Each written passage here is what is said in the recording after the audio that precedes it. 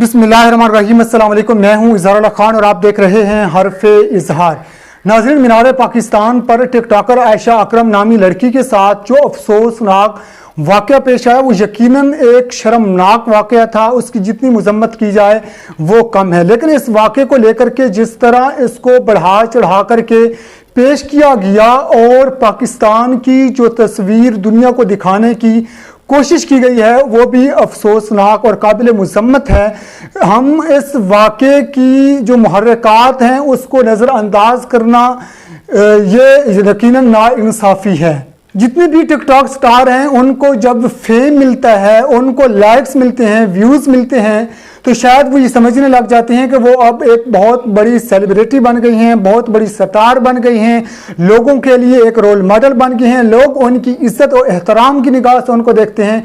यही वजह है कि जब भी वो कभी पब्लिक प्लेस पर जाते हैं तो उससे पेशगी ही लोगों को इतला कर देते हैं कि फ़लाँ जगह पर हम मौजूद होंगे। वहाँ पर उनकी जितनी भी फ़ैन फॉलोइंग होती है उनको इतला भी दी जाती है, दावत भी दी जाती है कि वो वहाँ पर आकर के उनके साथ मुलाकात कर सकते हैं, वीडियोस बना सकते हैं, सेल्फीज बना सकते हैं। जब इस किस्म का हजूम वहाँ पर आता है तो यकीनन वहाँ पर बदमज़गी भी पैदा होती है।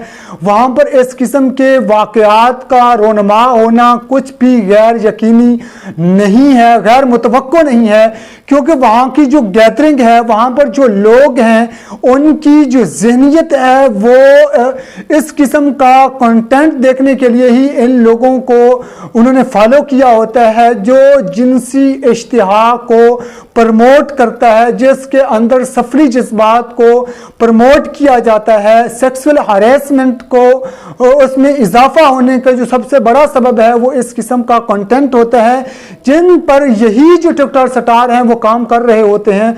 तो ज़ाहिर है फिर उनके साथ इस किस्म के वाक़यात का होना एक मामूल की बात है। मेरी बात करने का मकसद हरगिज़ ये नहीं है कि उसको मैं जवाज़ दूँ या अदम जवाज़ पर बात करूँ, लेकिन एक दूसरा रुख हमें ये ज़रूर सामने रखना चाहिए। जब भी हम इस किस्म के मामलात पर कोई राय देते हैं तो यकीनन हमें इस तस्वीर का जो दूसरा रुख है, जो दूसरा पहलू है, उसको भी सामने रखना चाहिए।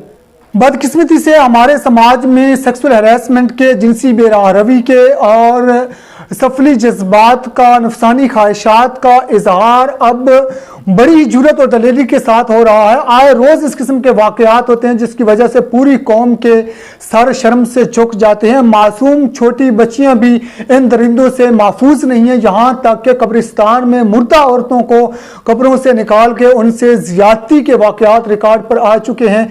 इस किस्म के वाक़यात में इजाफा से हमें लगता ये है कि हमारे मुआशरा इंतहाई पसमानदगी की तरफ जा रहा है और उसके लिए हमें कोई मुनासिब इक़दामात उठाने की ज़रूरत है, सख्त कानून साजी करने की ज़रूरत है और उसके हल की तलाश करने की ज़रूरत है कि असल मसाइल कहाँ पर हैं, असल मसाइल कहाँ पर जन्म लेते हैं।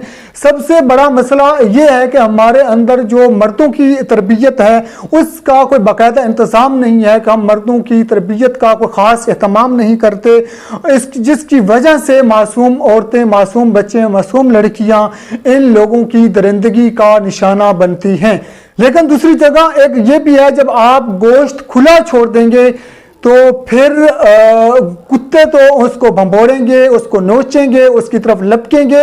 हमारा एक गैर तरबियत याफ्ता मुआशरा है जिसकी नज़र से बचाने के लिए अब औरतों को अब एहतियात करने की ज़रूरत है कि वो गैर ज़रूरी तौर पे पब्लिक प्लेस पे जाने से गुरेज करें जहाँ पर एक बड़ा जिनसी दरिंदों का हजूम घूमता हो।